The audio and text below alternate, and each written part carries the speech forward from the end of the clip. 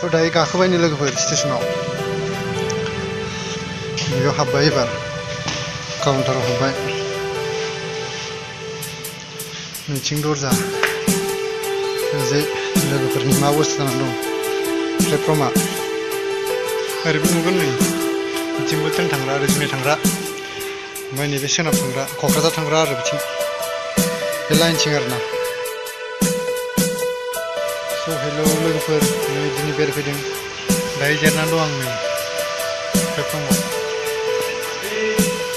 गोदाव सोराव मोनथारदों जोबोद बरिं मोनथारदों अखाबो हागासिनो दा आं बोरै थांनो न'आव अखाबो हागासिनो लोगोफोर आं दा बोरै थांबावगोन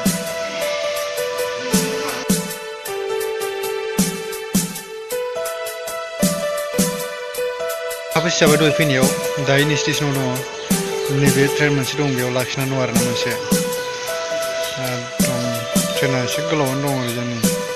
ससे दं ओमफ्राय बिथिं लोगोफोर दं आरोना बे अमित बसुमतारी माय डियार फ्रेन्ड स' बिथिं दं नै गेम गेलेगासिनो स' नैबे नै ट्रेननि टाइमा बेसे जाखो 1:39 जाबाय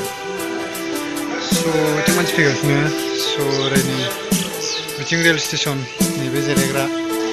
जायफोर न' काउन्टारनि बेफोर आरो डिपार्टमेन्टनि बियो